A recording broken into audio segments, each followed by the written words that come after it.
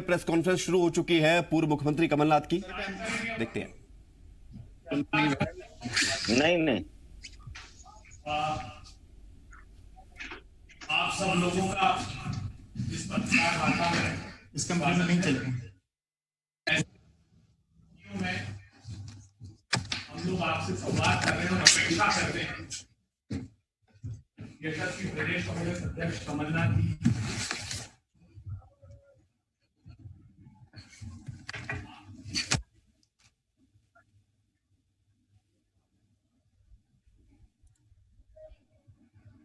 Sir Kamal Nath जी का mute है, उनका अनम्यूट कराइए। कमलनाथ जी म्यूट है, ये बता रहा है।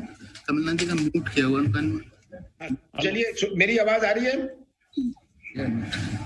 ये आ रही है, मिल रही है, सब मिल रही है। नहीं, मैंने कर दिया।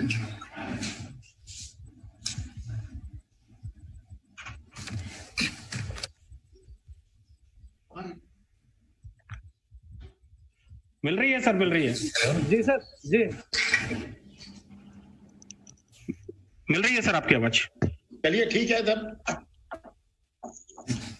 सर का म्यूट है, कोई वहाँ शुरू करें। करिए आवाज आ रही है सर, शुरू करिए सर, आ गई आवाज। सबसे पहले मैं आज उन्हें श्रद्धांजलि देना चाहता हूं जो हमारे बीच में नहीं रहे। हमारे जो भी कोविड के शिकार हुए उनको और उनको श्रद्धांजलि अर्पित करना चाहता हूं, करना चाहता हूं उनके परिवार को।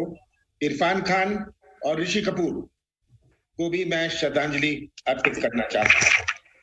आज एक बहुत शुभ दिन है। आज वर्ल्ड प्रेस फ्रीडम डे है, विश्व पत्रकार स्वतंत्र दिवस है। और इसका लक्ष्य है, ये यूनेस्को ने घोषित किया है, पूरे विश्व में इसको टेलीविजन में दिखाया जाएगा, जो भी इसमें अन्य कार्यक्रम होंगे, कि प्रेस को, पत्रकारों को स्वतंत्र और निर्भय रहने का इसका लक्ष्य है। और मुझे भी उम्मीद है कि हमारे सब मध्य प्रदेश के पत्रकार भी आज के दिन संकल्प लेंगे, ये वर्ल्ड प्रेस फ्रीडम डे में स्वतंत्रता का और निर्भय का। ये मेरी पहली प्रेस कॉन्फ्रेंस है इस्तीफे के बाद। आप सबको मैं जानना नहीं चाहता हूं ये गवर्नमेंट कैसे गिरी, क्या क्या प्रलोभन थे, पर एक बात स्पष्ट है कि जो 22 विधायक गए, किस प्रकार का प्रलोभन दिया गया, आज ये बात जनता के सामने, आज आम आदमी समझ रहा है। और मुझे इस बात का बहुत दुख भी है। 15 साल बाद कांग्रेस की सरकार बनी और मुझे 15 महीने मिले। 15 महीनों में से 2.5 महीने तो आचार संहिता और लोकसभा चुनाव में गए। काम के लिए मेरे पास केवल 12.5 महीने थे। मुझे इस पद का दुख नहीं है कि ये पद नहीं रहा। मुझे इस बात का दुख है कि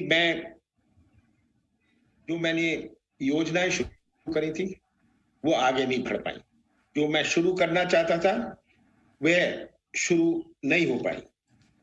ये मुझे इस बात का दुख है, क्योंकि मध्य प्रदेश को मैं एक नई दिशा देना चाहता था और मैं चाहता था कि मध्य प्रदेश में विश्वास हुए, मध्य प्रदेश अपने देश का हॉर्टिकल्चरल राजधानी बने, हमारी कृषि क्षेत्र में नई क्रांति आए, हमारे जो मेट्रो था, ये मेट्रो का काम तेजी से चले और ये चलना शुरू हुआ था।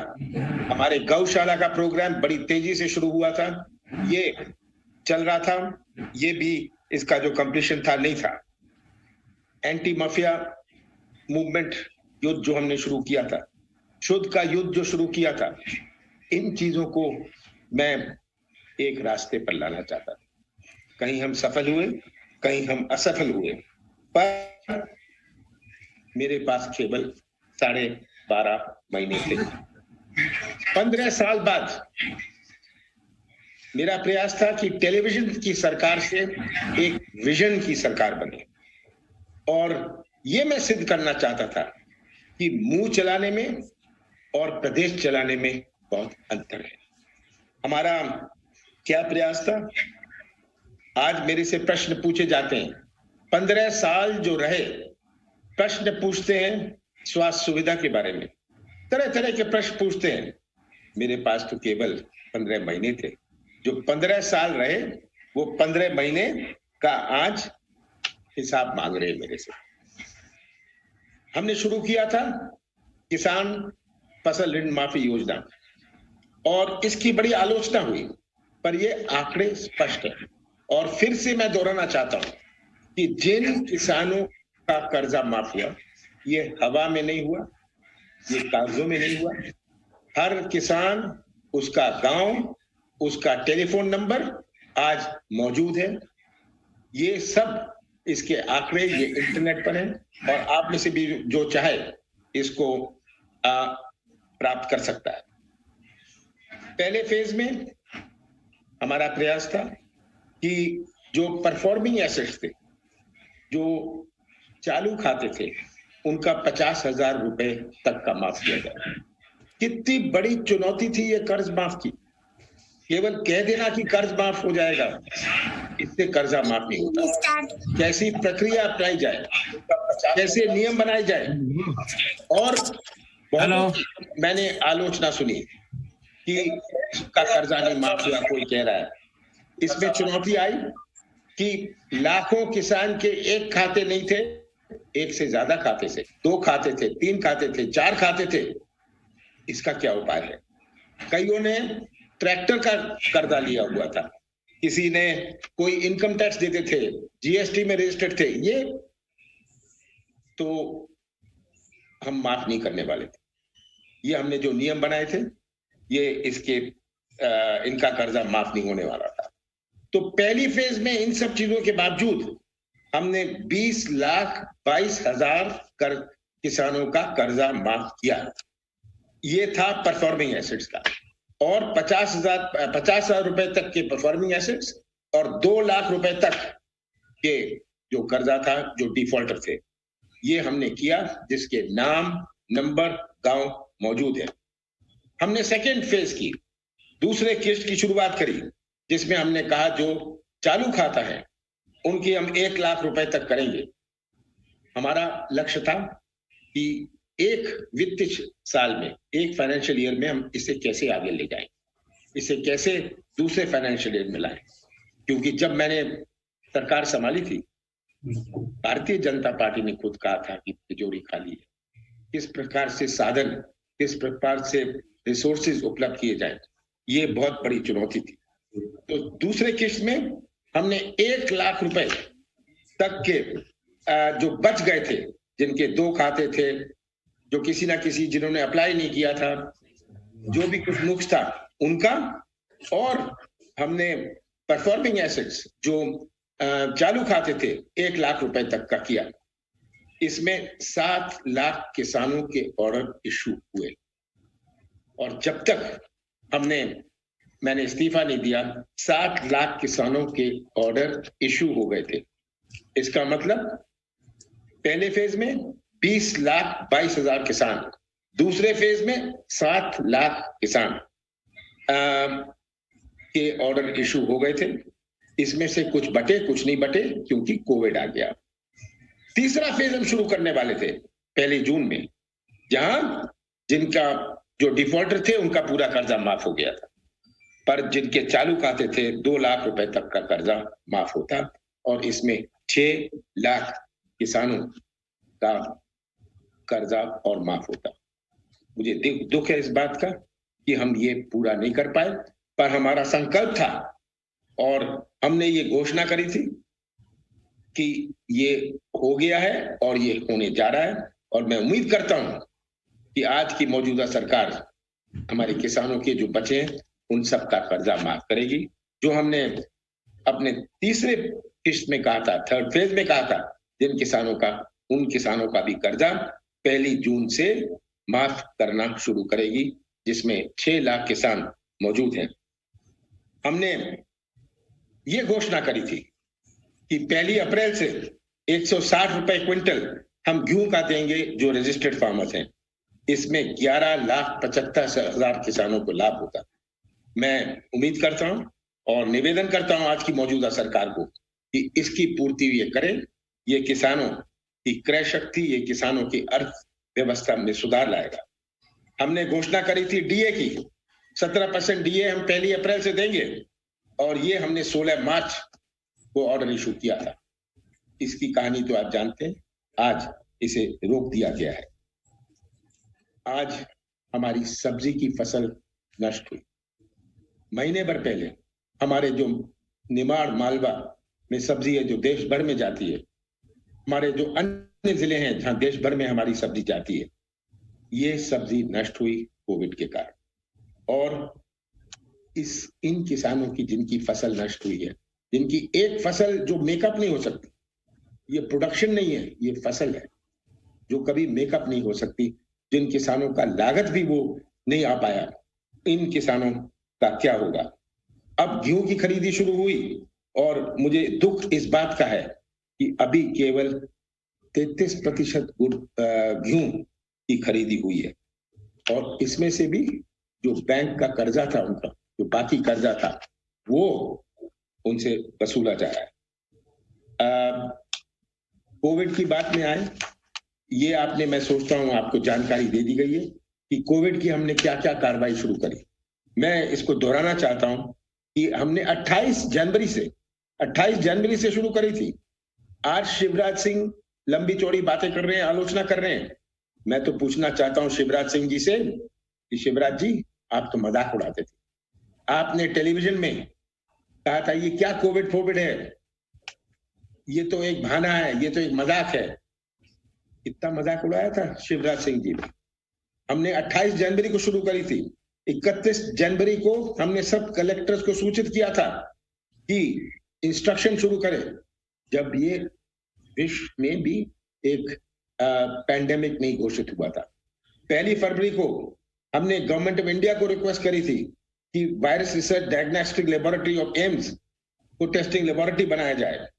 3 फरवरी को मैंने अखबारों में अपील करी थी और चीफ सेक्रेटरी को कहा था इसकी रिव्यू मीटिंग करें। हमने 4 फरवरी को कॉल सेंटर बनाया था जिसका 104 नंबर घोषित किया था। 12 फरवरी को हमने इंस्ट्रक्शन इशू करे थे कि आइडेंटिफाइंग, टेस्टिंग एंड सर्वेलेंस के। 23 फरवरी को हमने सब एपिडेमियोलॉजिस्ट को इंस्ट्रक्ट किया था कि अपने जिलों में वो टूर करना शुरू करें। 25 फरवरी को हमने इसमें और कार्रवाई बढ़ाई थी और हमने कहा था कि जो भी पैसेंजर्स आ रहे हैं विदेशों से, उनको क्वारंटीन में रखा जाएगा। 6 मार्च को आईफा जो होने वाला था, हमें तो पता नहीं था, किसी को नहीं पता था इतना गंभीर हो जाएगा। हमने आगे का सोचते हुए आईफा को कैंसिल किया। 7 मार्च को हमने सब सिविल सर्जन्स को एम्पावर किया कि वो डिस्ट्रिक्ट लेवल में जो एमपी पब्लिक हेल्थ एक्ट है उसके अंतर्गत उसको पावर दी जा रही है। 11 मार्च को हमने और लैब्स को आइडेंटिफाई किया जो कोरोना टेस्ट कर सकते हैं, गवर्नमेंट हॉस्पिटल कौन से कर सकते हैं। मैं खुद मीटिंग करी 5 और 13 मार्च, और भारतीय जनता पार्टी तो पार्लियामेंट चला रही थी 23 मार्च तक, गवर्नमेंट गिराने का प्रयास कर रही थी, मजाक उड़ा रही थी। ये भारतीय जनता पार्टी कर रही थी और आज शिवराज जी चिल्ला के कहते हैं कि हमने क्या किया। कितनी बड़ी चुनौती इस कोविड से हुई है, कितनी बड़ी चुनौती इस कोविड से हुई है।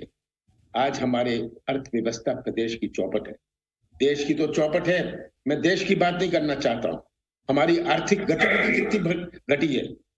आज जो मजदूर हुए, जो छोटा व्यापारी हुए, जो छोटा दुकानदार हुए, हमारे उद्योग से जुड़े हुए, जो ट्रक हैं, जो बस हैं, जो ढाबे हैं, ये आर्थिक गतिविधि कैसे कितनी कम हुई है और इसका क्या प्रभाव पड़ेगा पूरे प्रदेश में अगले 1-2 सालों में। हमारे कितने लाखों करोड़ों हमारे नौजवान जो आज बेरोजगार घूम रहे हैं। मैं तो रोजगार की बात करता था, मैं तो बात करता था कि किस प्रकार हम मध्य प्रदेश में एक विश्वास उत्पन्न करें। हम मध्य प्रदेश का एक नया चेहरा बनाए।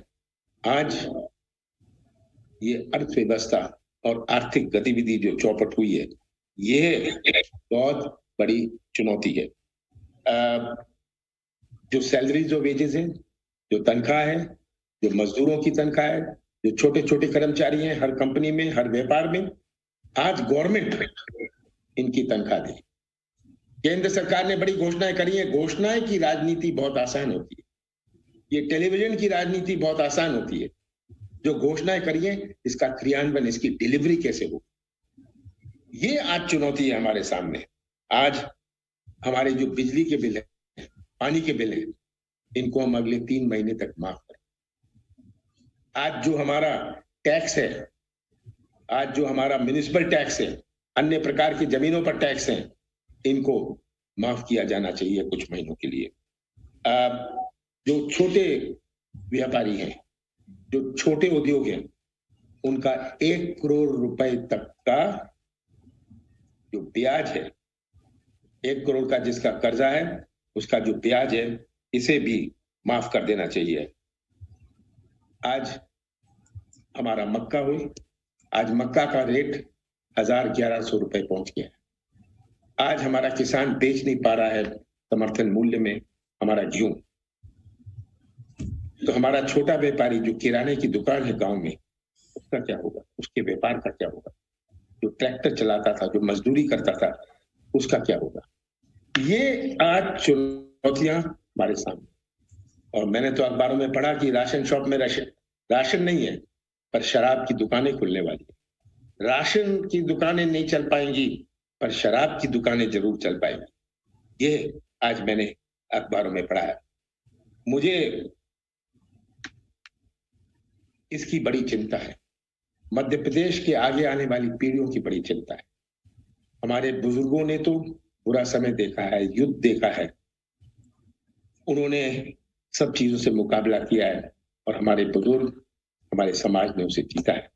पर आगे आने वाली पीढ़ी, आज का नौजवान, आज आपने देखा टेलीविजन पर, आपने फोटो देखी, किस प्रकार के बच्चे 18, 19, 20 साल के मजदूर विभिन्न प्रदेश से आज भटकते हुए वापस आ रहे हैं। आज इन मजदूरों, जो माइग्रेंट लेबर है, हमारी लेबर पूरे देश भर में है, कोई व्यवस्था नहीं। 24 मार्च को ये घोषित किया था, आज तक इसकी ये हो जाएगा, बस चल जाएगी, रेल चल जाएगी, पर जो शासकीय भूमि पर अतिक्रमण कर निर्माण कार्य करने वाले, मैं खत्म कर लूं, आप बीच में बोलना चाहते हैं? कलेक्टर ने इसके लिए सभी एसडीएम और तहसीलदार को निर्देश दिया। अपना माइक म्यूट कर लें, बाकी के सभी लोग प्लीज।